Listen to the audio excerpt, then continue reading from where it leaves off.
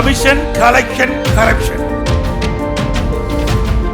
சுடலை பாபாவும் 200 திருடர்களும் அண்டாக்கா கசம் அபூகா குகும் திறந்திடு சீசேவ்.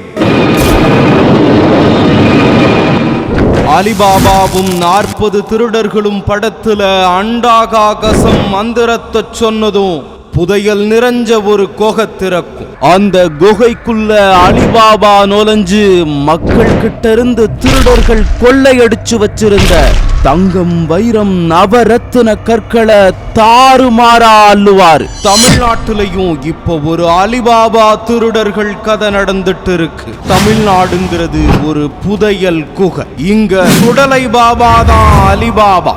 1001 அரபு இரவுகள் கதையில வர்ற அலிபாபா நல்லவர்.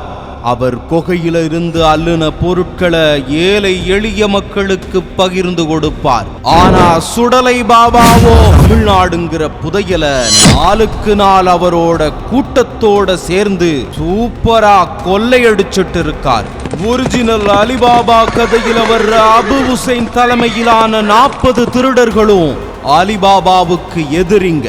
ஆனா இங்கேயோ திமுக அமைச்சர்கள், எம்எல்ஏக்கள், மாவட்ட செயலாளர்கள்னு 200க்கும் மேற்பட்ட திருடர்கள் சுடலை பாபா தலைமையில தமிழ்நாட்டோட செல்வத்தை சூறையாடிட்டு இருக்காங்க. இதுதான் சுடலை பாபாவும் 200 திருடர்களுங்கிற கதையோட சுருக்கம். சுடலை பாபாவும் அவரோட கூட்டமும் நடத்துற திருட்டு திருவிளையாடல்கள் என்னென்ன, எந்தெந்த வகையில சுடலை பாபா கூட்டம் தமிழகத்தை சுரண்டுது, சூறையாடுது. திமுகவே ஊழல், ஊழல்னா திமுக. இந்தியாவிலேயே ஊழலுக்காக கிடைக்கப்பட்ட ஒரே அரசாங்கம் திமுக அரசாங்கம்.